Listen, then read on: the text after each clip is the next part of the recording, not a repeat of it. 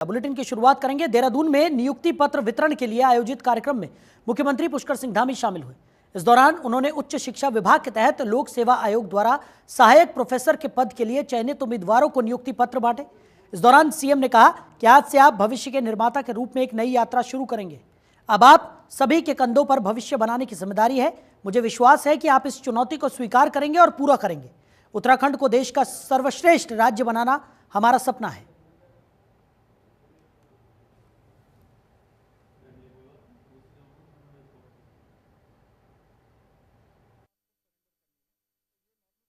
आप सबके जीवन में एक नया अध्याय लेकर आया है।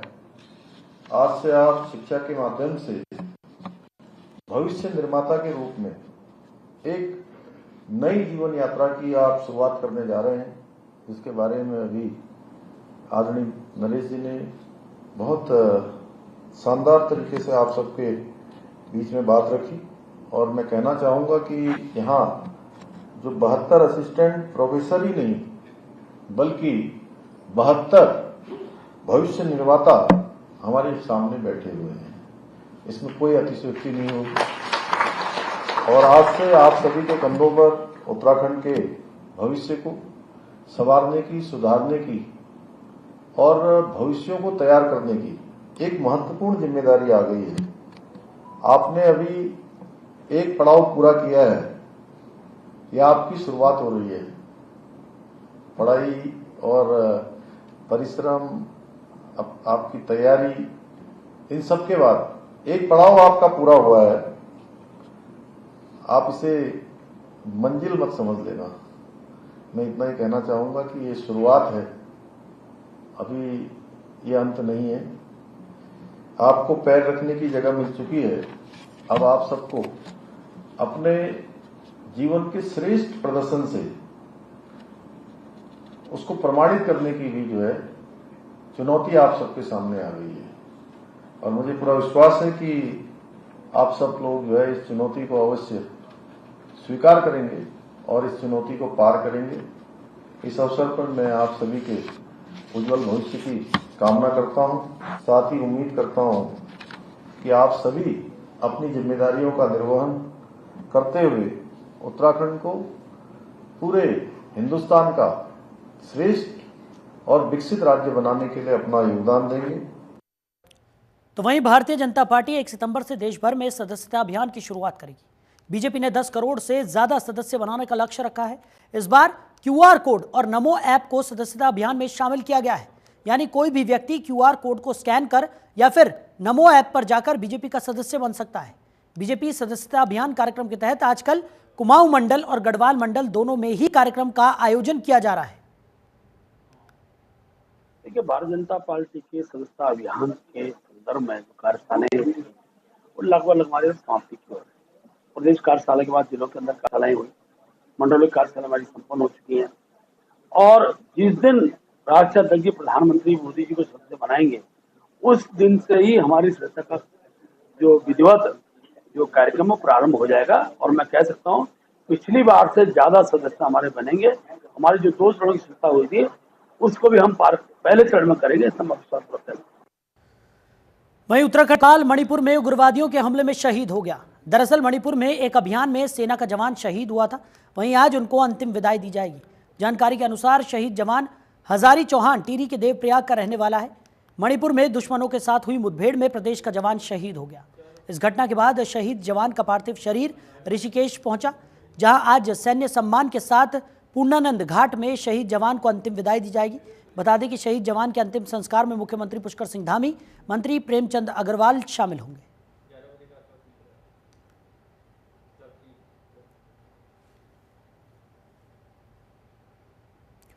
उधर केदारनाथ मंदिर में सोना चोरी का मामला रुकने का नाम नहीं ले रहा। लगातार पक्ष और विपक्ष की तरफ से आरोप प्रत्यारोप जारी है। सरकार पर विपक्ष लगातार आरोप लगा रहा है कि केदारनाथ मंदिर में 200 किलो से भी ज्यादा सोना चोरी हुआ है, जिसको लेकर सतपाल महाराज ने मीडिया कर्मियों से बातचीत करते हुए कहा कि कांग्रेस को सच बोलना चाहिए। कांग्रेस के पास कोई भी मुद्दा नहीं है। उन्होंने बताया कि केदारनाथ मंदिर में दानदाता ने कुल 23 किलो के लगभग सोना दान किया था। जब सोना कुल 23 किलो दान किया गया है तो 200 किलो सोना चोरी होने का आरोप निराधार है। इसके बावजूद भी विपक्ष के कहने पर हम इसकी जांच कर रहे हैं।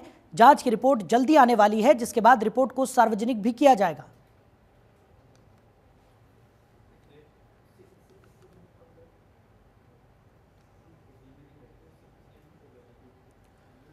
वहीं अक्सर अपने राजनीतिक बयानों से हरीश रावत दूसरे नेताओं को असहज करने वाले पूर्व मुख्यमंत्री हरीश रावत इस बार स्थायी राजधानी के बयान पर कई नेताओं के निशाने पर आ गए। दरअसल हरीश रावत ने सार्वजनिक रूप से कांग्रेस की सरकार आने पर गैरसैंण को स्थायी राजधानी बनाने की बात कही है।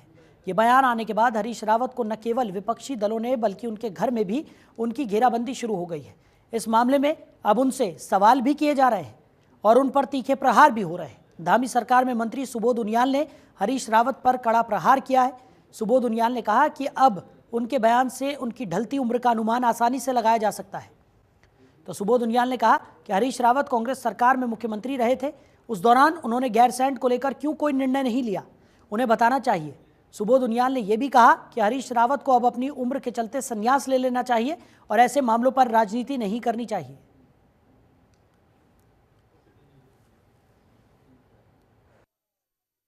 हरीश रावत जी के बयान के बारे में मुझे भी जानकारी मिली। बड़ा आश्चर्य हुआ कि हरीश रावत जैसा वरिष्ठ नेता इस तरह की बातें करें। अरे हम लोगों को उन्होंने दोषी बताया, लेकिन ये नहीं बताया कि हम लोगों के छोड़ने के 1 साल बाद तक वो राज्य के मुख्यमंत्री रहे। आखिर क्यों नहीं उन्होंने गैरसैंण में फैसला लिया?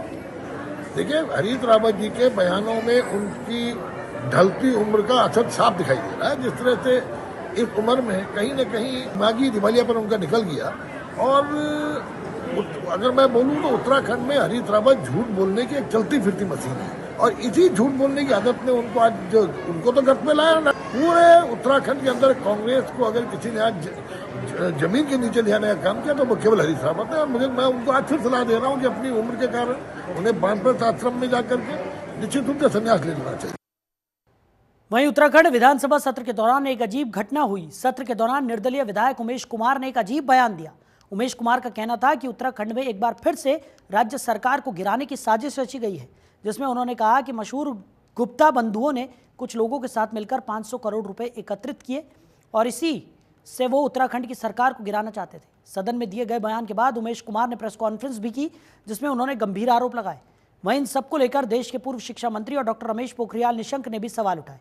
इस मुद्दे पर निशंक ने नाम नहीं लेते हुए निर्दलीय विधायक उमेश कुमार को तथ्य पेश करने की चुनौती दी है।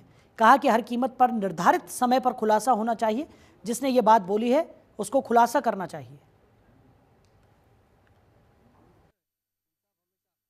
ऐसे जो लोकतंत्र की स्तंभ हैं, वहां पर कोई भी बात हो तो वो गंभीरता से होनी चाहिए। वो चौराहे पर भाषण का अड्डा नहीं है। एक एक शब्द का मूल्य होना चाहिए। मैं इस बात से सहमत हूं कि विधानसभा में एक भी बात उठी है उसका पूरी ताकत के साथ उसको प्रमाणित होना चाहिए, नहीं तो किसी को जो चाहे बोलने की छूट नहीं होनी चाहिए। और यदि ये घटना है तो उसको हर कीमत पर उसका खुलासा होना ही होना चाहिए और एक निर्धारित समय में होना चाहिए। आपको लगता है सरकार को इस मामले में गंभीरता से जांच करनी चाहिए? नहीं, बहुत गंभीर आरोप है। मैं ये कह रहा हूँ कि जिसने बोला है उसको भी साबित करना चाहिए। सरकार को भी जांच करनी चाहिए। नहीं, मैं पहली बात ही कह रहा हूँ। और फिर गवर्नमेंट को भी पूछना चाहिए, बताओ भाई हाउस में अगर आपने बोला। हाँ, क्योंकि हाउस को हल्केपन से नहीं ले सकते। और मुझे लगता है कि मैं शुरू से इस बात का पक्षधर रहा हूँ, चाहे उत्तर प्रदेश की विधानसभा रही हो और चाहे उत्तराखंड की विधानसभा रही हो और चाहे भारत की लोकसभा रही हो। उधर गैरसैंण में आहूत विधानसभा सत्र के दौरान विधायक उमेश कुमार के बयान ने उत्तराखंड की राजनीति में भूचाल लाने का काम किया है। ये कहना है उत्तराखंड कांग्रेस की मुख्य प्रवक्ता गरिमा मेहरा दसौनी का। दसौनी ने उमेश कुमार के बयान को अत्यधिक गैर जिम्मेदाराना और हल्का करार दिया है। दसौनी ने कहा कि उमेश कुमार का आरोप कई सवाल खड़े करता है, तो वही अब विधानसभा अध्यक्ष की महत्वपूर्ण जिम्मेदारी बन जाती है कि वो आरोप लगाने वाले सदस्य से तथ्यों और साक्ष्यों के आधार पर उसको साबित करने के लिए भी आदेशित करें। तो गरिमा ने कहा कि सदन में जो कुछ घटित हुआ वो पूरा प्रकरण बहुत ही दुर्भाग्यपूर्ण और विधानसभा की गरिमा को ठेस पहुंचाने वाला है। कुमार का जो सदन के अंदर दिया हुआ बयान है वो निहायत ही गैर जिम्मेदाराना बयान है, बहुत हल्का बयान है। विधानसभा कोई अखाड़ा नहीं है जहां आप अपने पुराने लड़ाई झगड़ों का सेटलमेंट करें। अगर आपने ये गंभीर आरोप किसी पर लगाया है कि वो 500 करोड़ का उपयोग करके सरकार गिराना चाहता है, तो फिर आपको उसको प्रमाणित भी करना होगा। और ये सुनिश्चित करना विधानसभा अध्यक्ष का काम है कि जो भी सदस्य अगर कोई गंभीर आरोप किसी के ऊपर लगा रहा है सदन के अंदर, तो वो हल्केपन में ना लिया जाए और सदन की गरिमा को बरकरार रखते हुए, क्योंकि सदन की जितनी प्रोसीडिंग्स हैं वो इतिहास के पन्नों में चली जाती हैं। एक एक महानुभाव का कहा गया एक एक अक्षर, एक एक शब्द जो है वो प्रोसीडिंग्स में नोट किया जाता है। ऐसे में आप हिट एंड रन नहीं कर सकते कि आप सदन के पटल पर कोई भी आरोप किसी पर लगाएंगे और बिना साक्ष्य और सबूत और प्रमाणित किए हुए आप ऐसे ही बच निकलेंगे। उधर गैरसैंण में हुए विधानसभा सत्र के दौरान उत्तराखंड राज्य विधानसभा विविध संशोधन विधेयक पास किया गया। इस विधेयक के तहत विधायकों और पूर्व विधायकों के वेतन भत्तों में बढ़ोतरी की जाएगी। प्रदेश के सभी 70 विधायक और कई पूर्व विधायक इस बात से खुश हैं कि उनके वेतन भत्ते बढ़ने जा रहे हैं, लेकिन कांग्रेस के पूर्व प्रदेश अध्यक्ष गणेश गोदियाल को इस पर आपत्ति है। गणेश गोदियाल ने ऐलान किया कि वो वेतन भत्ता नहीं लेंगे। बाकायदा वो विधानसभा अध्यक्ष रितु खंडूड़ी को पत्र भी लिखेंगे। दूसरी ओर कांग्रेस विधायक प्रीतम सिंह सरकार द्वारा विधायकों के लिए बढ़ाए गए भत्ते का समर्थन करते दिख रहे हैं। प्रीतम सिंह का कहना है कि विधायकों की मांग पर ही विधायकों का भत्ता बढ़ाने का काम सरकार ने किया है। उन्होंने कहा कि जब विधायकों का वेतन या भत्ता बढ़ता है तो सबकी नज़रें उस पर रहती हैं। तो एक तरफ गणेश गोदियाल ने इस भत्ते को बढ़ाने का विरोध किया। उन्होंने कहा कि वो खुद भी ये भत्ता नहीं लेंगे और साथ ही साथ रितु खंडूड़ी को वो एक पत्र भी लिखेंगे जिसमें वो मांग करेंगे कि विधायकों के बारे में न सोचकर सरकार को युवाओं के बारे में सोचना चाहिए, उनके रोजगार के बारे में सोचना चाहिए। दूसरी तरफ कांग्रेस के वरिष्ठ विधायक ने इसका समर्थन किया। तो पूर्व प्रदेश अध्यक्ष प्रीतम सिंह ने विधायकों के भत्ते बढ़ाने को लेकर कहा कि विधायकों का भत्ता यहाँ पर बढ़ाया जा रहा है और विधायकों की मांग पर ही विधायकों के भत्ते बढ़ाने की सरकार की जो मंशा है वो देखने को मिल रही है। और जब भी विधायकों का वेतन बढ़ाया जाता है सबकी नज़र उस पर टिक जाती है। देखिए, वेतन भत्तों के परिप्रेक्ष्य में मुझे कोई जानकारी नहीं है, लेकिन अगर सरकार ने कोई ऐसा निर्णय लिया है तो मैं समझता हूं कि विधायक पर कितना भार होता है आप स्वयं जान सकते हैं, कुछ समझ सकते हैं। कितना वो अपने जीवन में जो है लगातार पूरे प्रदेश के अंदर जाने का काम करता है। ऐसा नहीं है कि अब विधायकों की अगर वेतन भत्ता वृद्धि होती है तो सबकी निगाह उस पर रहती है, लेकिन ये भी देखना चाहिए कि जनप्रतिनिधि पर सबसे ज्यादा जो भार भी रहता है। तो केदारनाथ मंदिर को लेकर एक बार फिर सियासत शुरू हो गई है। कांग्रेस के पूर्व प्रदेश अध्यक्ष और वरिष्ठ नेता गणेश गोदियाल ने सरकार को एक बार फिर कुछ सुझाव दिए। हालांकि उन्होंने पहले सरकार और मुख्यमंत्री की जमकर तारीफ की थी, लेकिन उसके बाद कुछ सुझाव भी दे डाले। मामला है दिल्ली में स्थापित हो रहे केदारनाथ मंदिर और उसके ट्रस्ट को लेकर। दरअसल इस मुद्दे को लेकर पहले भी सरकार को काफ़ी किरकिरी झेलनी पड़ी थी और उत्तराखंड सरकार ने ट्रस्ट से आग्रह किया था कि वो केदारनाथ के नाम से दिल्ली में मंदिर न बनाए। सरकार का ये दबाव काम भी आया और ट्रस्ट ने मंदिर निर्माण से अपना हाथ पीछे खींच लिया। लेकिन कांग्रेस नेता ने एक बार फिर इस पर 3 सवाल सुझाव के रूप में सरकार से किए हैं। पहला ये कि केदारनाथ ट्रस्ट के नाम पर उस समिति ने जितना भी धन मंदिर निर्माण को लेकर एकत्रित किया है उसे बद्रीनाथ केदारनाथ मंदिर समिति को दे दिया जाए। दूसरा, जिस शिला को केदारनाथ धाम से शिलान्यास के लिए दिल्ली ले जाया गया उसे सम्मान सहित वापस केदारनाथ धाम लाया जाए। और तीसरा, दिल्ली में जिस स्थान पर यह मंदिर प्रस्तावित था वो भूमि बद्रीनाथ केदारनाथ मंदिर को हस्तांतरित की जाए। तो कांग्रेस नेता ने ये सुझाव सरकार को यहाँ पर दिए हैं। बता दें कि केदारनाथ मंदिर को लेकर राजनीति गरमाई हुई जहां नज़र आ रही थी, मामला सुलझता हुआ दिखाई पड़ रहा था, लेकिन एक बार फिर इस पूरे मामले को हवा दी गई है। कांग्रेस नेता ने सरकार की जमकर तारीफ की। ये पूरा मामला दिल्ली में केदारनाथ मंदिर निर्माण का है, जिसको लेकर सरकार पहले भी काफ़ी किरकिरी झेल चुकी है। लेकिन जहां एक तरफ कांग्रेस नेता ने सरकार की तारीफ यहाँ पर की और उसके बाद 3 सुझाव भी यहाँ पर सरकार को दिए। उन्होंने कहा कि जहाँ पर ये मंदिर बन रहा था वहाँ पर काफ़ी ज़्यादा जो दान है वो एकत्रित किया गया, उसको केदारनाथ ट्रस्ट को वापस लौटा देना चाहिए। शिला जो वहाँ पर स्थापित की जानी थी उसे भी सर्व सम्मान के साथ केदारनाथ वापस पहुँचानी चाहिए। और तीसरा, उन्होंने कहा कि जिस तरीके से ये पूरा मामला सामने आया है और जो भूमि वहाँ पर अधिकृत है उसे भी बद्रीनाथ केदारनाथ ट्रस्ट को हस्तांतरित कर देनी चाहिए। दिल्ली में बन रहे केदारनाथ मंदिर के ट्रस्ट ने, उस समिति ने, जिसका नाम कि केदारनाथ धाम ट्रस्ट है, एक पत्र सोशल मीडिया में डाला है जिसमें उन्होंने ये कहा है कि हम इस मंदिर का निर्माण अब नहीं कर रहे हैं और उन्होंने ये कहा है कि इस संस्था को भी हम भंग कर रहे हैं।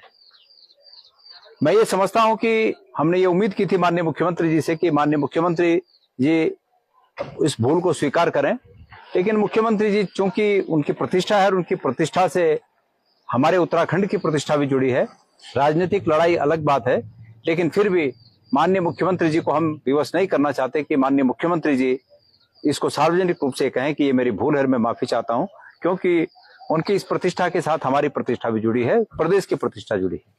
लेकिन ये निश्चित है कि हमने ये कहा था कि माननीय मुख्यमंत्री जी, आप अपने प्रभाव का उपयोग करके, आप अपने प्रभाव का प्रयोग कर उस संस्था को इस काम को यहीं पर स्थगित करने के लिए कहें और केदारनाथ धाम ट्रस्ट से कोई संस्था स्थापित नहीं होनी चाहिए।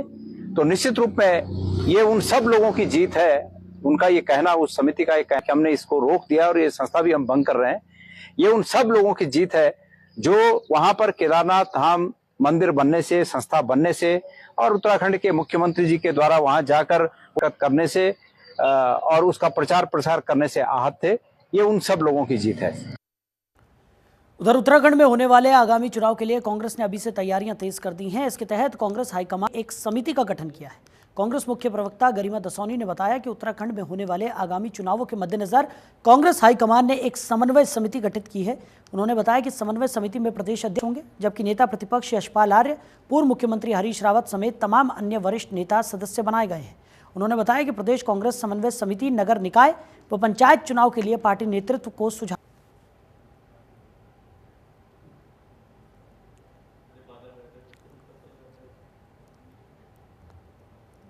देखिए, केदारनाथ उपचुनाव पार्टी के मद्देनजर भी और देश के मद्देनजर भी बहुत महत्वपूर्ण चुनाव है और पार्टी अभी बद्रीनाथ और मंगलौर चुनाव जो जीती है उससे पार्टी में बहुत जोश और उत्साह है और मैट्रिक लगाने के पूरे मूड में है। जनता हमें भरपूर सहयोग दे रही है और आगामी जो निकाय और पंचायत चुनाव भी होने हैं वो भी बहुत महत्वपूर्ण है। लगातार भारतीय जनता पार्टी का इन चुनावों को टालना ये बताता है कि भारतीय जनता पार्टी को ये अंदेशा हो गया है कि आज की तारीख में यदि निकाय और पंचायत चुनाव होंगे तो उसका सूपड़ा साफ हो जाएगा, क्योंकि क्षेत्रीय जनता बहुत परेशान हो चुकी है इस प्रचंड बहुमत और डबल इंजन की सरकार से। केदारनाथ उपचुनाव में पार्टी कोई भी तरह का जोखिम उठाने को तैयार नहीं है, इसलिए एक भारी भरकम हैवीवेट समिति बनाई गई है जो पूरा का पूरा केदारनाथ उपचुनाव, निकाय और पंचायत चुनाव को अपनी देखरेख में क्रियान्वयन कराएगी। उधर उत्तराखंड में बढ़ते महिला अपराध के खिलाफ महिला कांग्रेस के अध्यक्ष ज्योति रौतेला ने इसे सरकार का फेलियर बताया। उन्होंने कहा कि देहरादून सहित अन्य जनपदों में महिलाओं के ऊपर यौन उत्पीड़न और बलात्कार जैसी घटनाएं बढ़ रही हैं। वहीं उन्होंने कहा कि रुद्रपुर में घटी घटना के खिलाफ एसएसपी रुद्रपुर कार्यालय का घेराव किया जाना है। उन्होंने कहा कि महिलाओं की सुरक्षा के लिए महिला कांग्रेस एक विंग बनाने जा रही है, जिससे कि आपराधिक घटनाओं से बचा जा सके और महिलाओं को तत्काल राहत भी दी जा सके।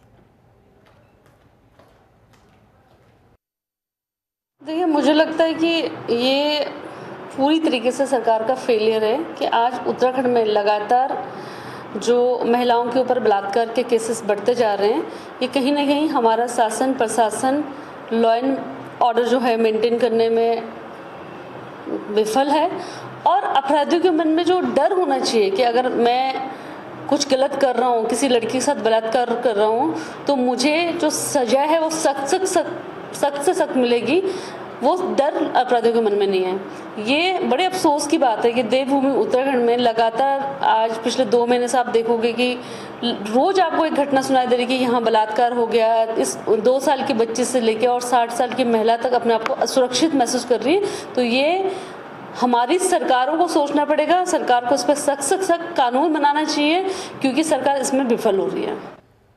तो वहीं उत्तराखंड के पर्वतीय जिलों में आज भारी बारिश होने के आसार हैं। 2 जिलों के लिए मौसम विभाग ने येलो अलर्ट जारी किया है। मौसम विज्ञान केंद्र ने देहरादून और बागेश्वर जिले के कुछ इलाकों में भारी से भारी बारिश का येलो अलर्ट जारी किया है। टिहरी, पौड़ी, नैनीताल, चंपावत और उधम सिंह नगर जिले में कहीं कहीं तेज बारिश हो सकती है। भारी बारिश के अलर्ट के चलते मौसम विभाग ने लोगों को सलाह दी है कि संवेदनशील इलाकों में भूस्खलन होने की संभावना है, ऐसे में इन क्षेत्रों में जाने से बचते रहें।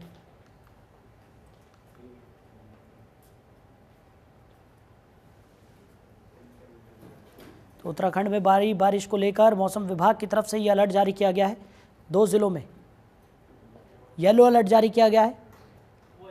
कई जिलों में बारिश को लेकर संभावना व्यक्त की गई है कि कई जिलों में तेज बारिश होगी। उत्तरकाशी, चमोली, रुद्रप्रयाग में अलर्ट जारी किया गया है और लगातार हो रही बारिश ने लोगों की मुसीबतें भी यहां पर बढ़ा दी हैं। उधर केदारनाथ पैदल मार्ग पर 26 दिनों बाद आवाजाही शुरू हो गई है। अभी इस मार्ग पर घोड़े खच्चरों की आवाजाही हो रही है। जल्द ही यात्रियों के लिए भी इस मार्ग को खोल दिया जाएगा। बता दें कि केदारनाथ पैदल मार्ग को जिला प्रशासन और मजदूरों की कड़ी मेहनत के बाद दुरुस्त किया गया है। 26 दिन बाद ही इस पैदल मार्ग से घोड़े खच्चरों का केदारनाथ पहुंचना शुरू हो गया है।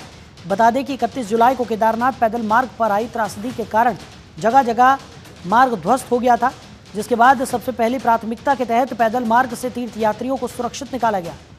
तो मुख्यमंत्री पुष्कर सिंह धामी की निगरानी और डीएम सौरभ गहरवार नेतृत्व में चले रेस्क्यू अभियान में हजारों श्रद्धालुओं और स्थानीय जनता को हेली सेवा के साथ पैदल आवाजाही से उनकी जान को बचाया गया। इसके बाद प्रशासन की ओर से पैदल मार्ग को तेजी के साथ दुरुस्त करने की चुनौती थी। इस चुनौती को भी जिला प्रशासन ने पार पा लिया। मार्ग को घोड़ा खच्चर संचालन के लिए भी दुरुस्त कर लिया गया है।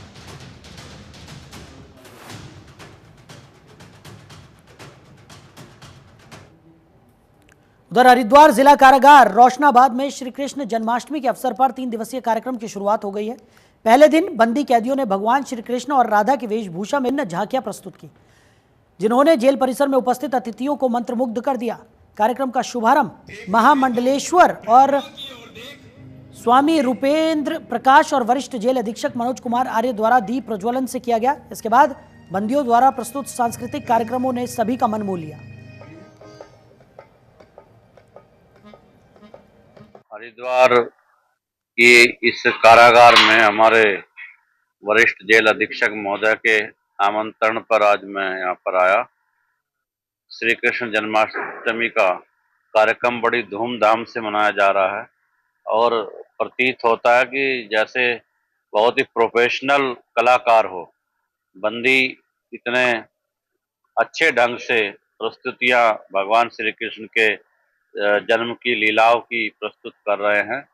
ये वास्तव में बहुत ही सुधार की ओर अग्रसर है और जिस प्रकार के यहाँ पर धार्मिक, सामाजिक, सांस्कृतिक कार्यक्रमों के द्वारा बंदियों को सुधार की ओर अग्रसर किया जा रहा है, इसके लिए जेल अधीक्षक महोदय का मैं बहुत धन्यवाद व्यक्त करता हूँ कि समाज को एक सुधार की मुख्य भूमिका में बंदी भी आए। इसका जो प्रशासन शासन की एक अच्छी पहल आपके द्वारा की जाती है वो बहुत ही प्रशंसनीय है। सर्वप्रथम मैं महा जन्माष्टमी की पर्व की जो है पूरे देशवासियों को बधाई देना चाहूँगा।